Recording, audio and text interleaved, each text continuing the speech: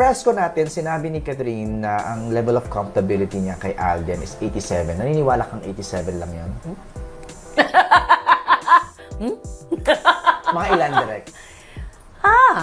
Hello guys, atin nga alamin or ating panoorin kung gaano nga kakilig itong si Direk Cathy habang siya ay ini-interview nitong si MJ Felipe about nga dito sa Katden. Dito nga sa interview na to is makikita natin or mapapanood natin na may bookingan nga na magaganap. Sige guys, tara panoorin natin. Sinabi ni Catherine na ang level of comfortability niya kay Alden is 87. Naniniwala kang 87?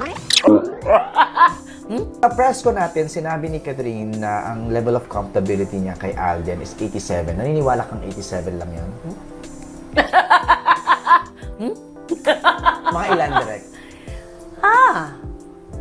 Although, syempre, I mean, ano naman ako, atribida naman ako. Saka from afar ka lang naman, Oo, you know? atribida naman ako kung parang panghawakan ko yung ano pa ang kayang ibigay niya as far as level of comfortability. Pero ako, siguro 90, taas kong konti. Acceptable naman yun. Acceptable naman yung 90 direct. Iba talaga pag isang Direk Cathy Molina ang nagkukwento kasi nga nakakasama nga niya ito kaya alam niya kung ano yung mga nangyayari. Pero nagugulat ka ba na ang daming lumalabas na mga, naglumalabas yung dalawa? Natutuwa nga ako kasi ako nakangiti. Nakakatawa. Kasi ang dami mga ayuda, di ba? So, minsan titingnan ko din.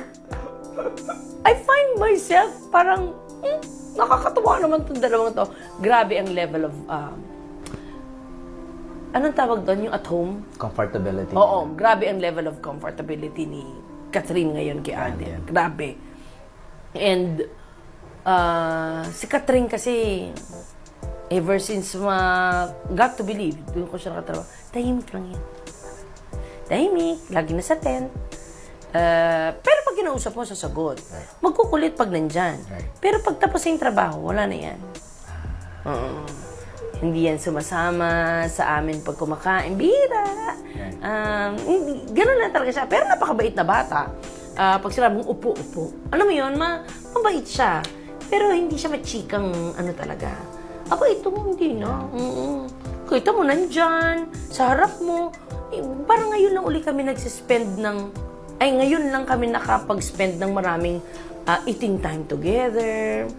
Hindi lang naman kasi baka isipin na lagi silang dalawa. Hindi. Joro, sino tong, ano yung isang artista ko dito? Sina Jenica? Hindi, isa yung... Jobber? Hindi, babae. Valerie? Val. Si Val kasi napakabait din nila lang, no? Si Ami naman ay sobrang kilala ni... Ruby, ni Alden. So parang merong barkadang hindi ko alam saan ang galing, bigla na lang sumulpot. Tapos share na ng pagkain, ito luto ko. Ngayon lang.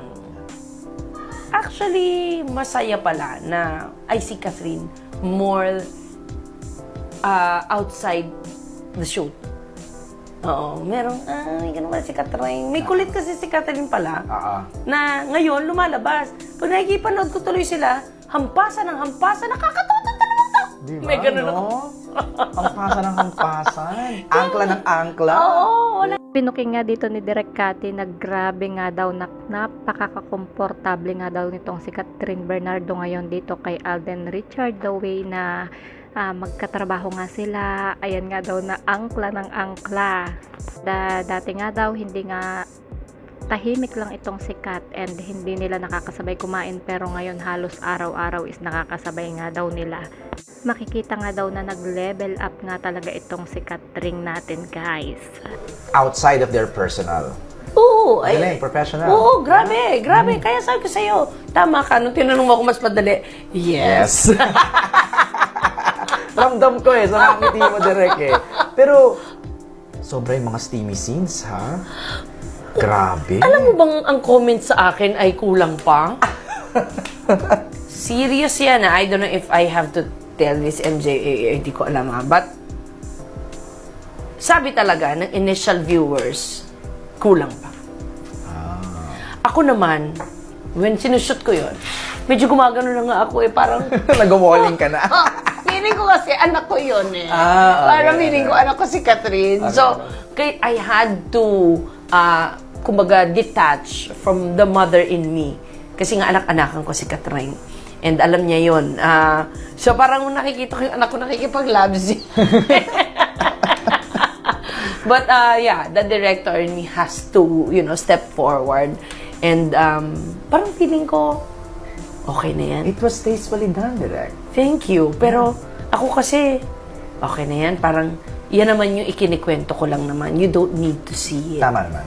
Sa bandang huli nga, inamin ni Direk Cathy na nararamdaman pa nga daw niya na magkakaroon nga ng part 3. Ito nga, tambala nga Alden Richards at Catherine Bernardo. Hanggat nandyan nga daw yung Kat Den is gagawa at gagawa pa rin sila ng pelikula.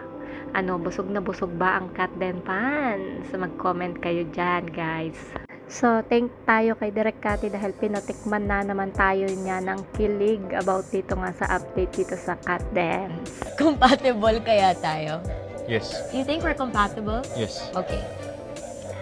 Liar. You liar. Liar po! So, that's our kilig update about dito nga sa Kat Den. Kung di pa kayo nakasubscribe sa aking YouTube channel, kindly hit the notification bell, like, and share para lagi kayong updated sa aking ilalabas na video.